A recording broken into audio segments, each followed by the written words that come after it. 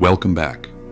If you have journeyed through these gates, you are beginning to see the outline of the greatest secret ever hidden. Let's synthesize everything. The Me, Yeshua, is a frequency of liberation. The cross was a symbol of terror transformed into a tool of control. The hidden Gospels are the user's manual for inner awakening.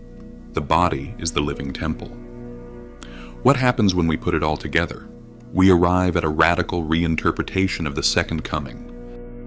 For 2 millennia, the world has been taught to look to the sky, to wait for a savior to return on the clouds, to judge the living and the dead.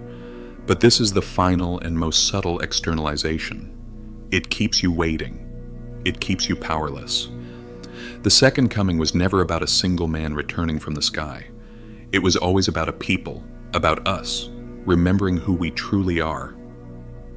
It is the mass awakening of the Yeshua consciousness, the Christ consciousness within humanity. It is the great remembering, the moment humanity as a whole remembers its divine identity. And why now? Why is this happening in our lifetime? Because for the first time in history, the old structures are losing their hold, and the hidden knowledge can no longer be suppressed.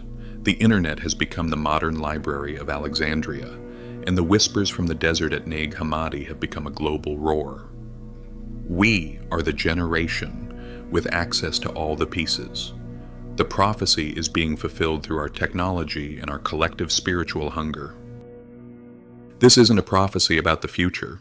It is an explanation of the present. Look at the world. The old systems are crumbling. The old authorities are losing their grip.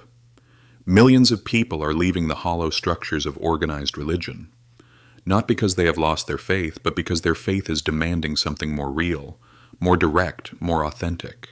The global rise in consciousness, the hunger for meditation and self-inquiry, the search for meaning outside of materialism. This is the second coming. It isn't a man descending from the clouds. It is a consciousness ascending from within the heart of humanity. Yeshua didn't ascend to leave.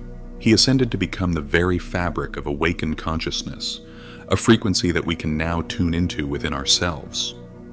His resurrection wasn't a one-time historical event. It is the blueprint for our resurrection, the rising of our own awareness out of the tomb of the conditioned, egoic mind. The prophecy isn't something you read, it's something you live. If you have walked this path with me, if you have felt even a flicker of truth in these words, understand this. You didn't find this video by accident. It found you.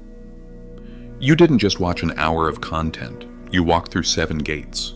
You participated in an activation.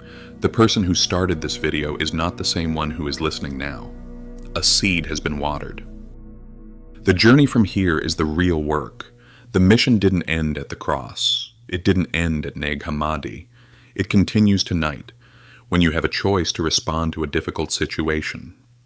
Will you respond from fear, from habit, from the old programming?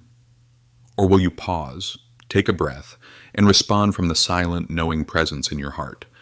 That is how the prophecy is fulfilled.